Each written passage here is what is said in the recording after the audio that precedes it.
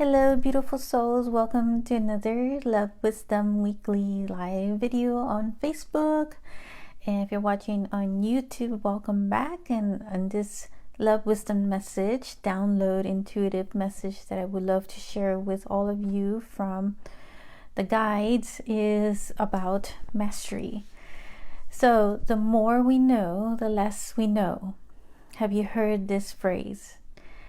So there is a saying that from the nothing is the everything, and from the everything is the nothing. So it's like a riddle, right? Well, we are always expanding and growing, and as such expansion and growth, we are learning from that. So from every life lesson and every experience that we're having, there's a part of us that's expanding and growing spiritually. And that is also the process of the ascension. So stay tuned that I want to talk more about the mastery as well as humility and how they correlate with each other. So in this message, I want to talk about how it is that when we're reaching the stage of mastership, there is a level of humility. And when I speak of humility being humbleness, I'm not speaking about putting yourself down and saying that you're not worthy. And sometimes these two words are are confused. Or in my case, that was, the case for me. For a while, I used to think that if I was humble, then I wasn't really worthy of having certain things. And so I thought that by not having that worth would make me humble, and I wouldn't have to have that bit of arrogance type thing. But it's not the case. So being humble is also still being worthy. So speaking of some of those life lessons, right, that we learn in life, and so now I share with you about how when we attain this mastership, and the way we attain mastership is by passing certain tests in our life. It's just like taking an exam, right? And what do you do to take that exam? You prepare for it. And by preparing for it is studying. And the way we would learn is through our own human experience and lifetimes. When we interact with one another through different relationships, having different situational experiences in our life, and we're confronted with different choices. And at times when we get triggered, right, by something or someone, and we immediately may react in a certain way. So it is within that reactionary stage where we must learn to also control that emotion that may arise or come up as things trigger us. And the more that we're able to practice that, the more we're able to practice that control in ourselves, is the point that we start to master the balancing inside of us, the balancing of not feeling so reactionary on anything that may arise, but just immediately taking a deep breath and really controlling what is coming up. And of course, sometimes it is human, right, for us to be in that reactionary stage. So if it happens, it's okay. It's not something to beat anybody up about, or not even yourself.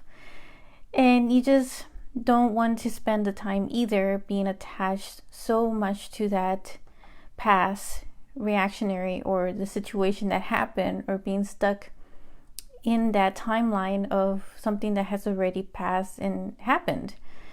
And the other way that you could try to change that in a way to detach yourself as well is by reviewing it in the timeline that it happened and just recreating a different outcome.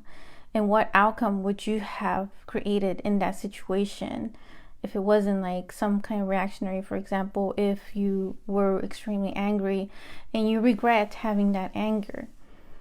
So if you can reverse it all back, how would you change it? So that's another way to go back and visualize that outcome of what it is that you would change.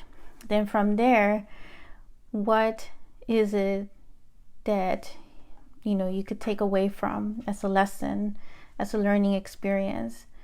And from there, what do you want to do differently in the future?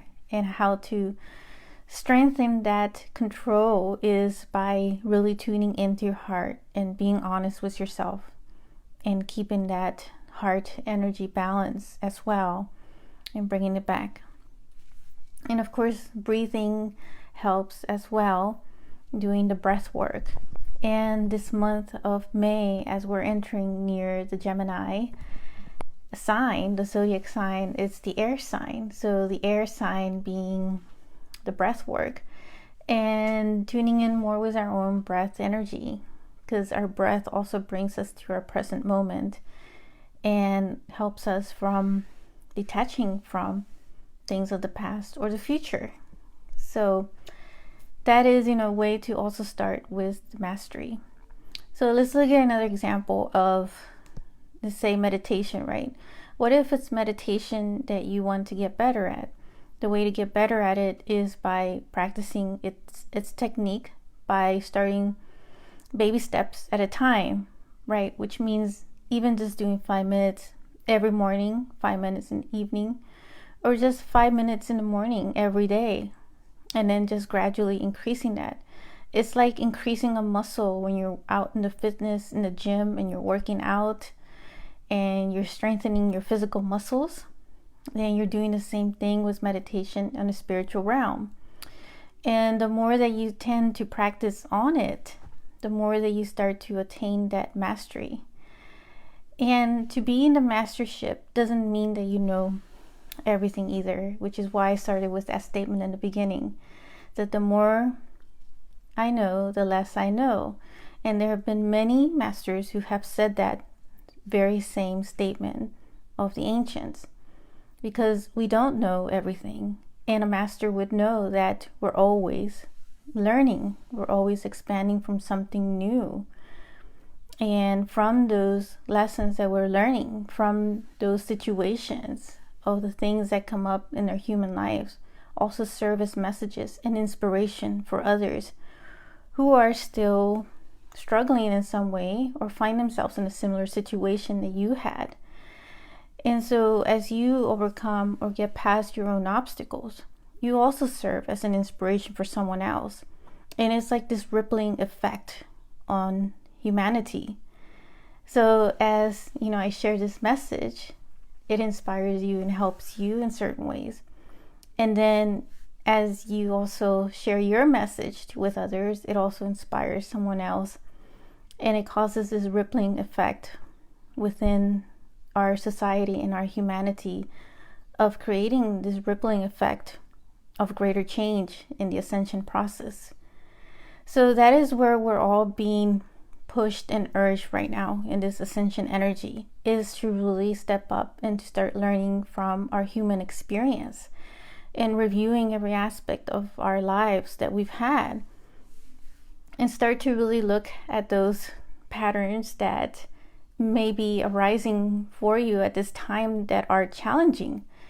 And what I have been noticing now that we're in May of 2021, it seems so intense that it seems like there's been so much ancestral healing that's coming up right now.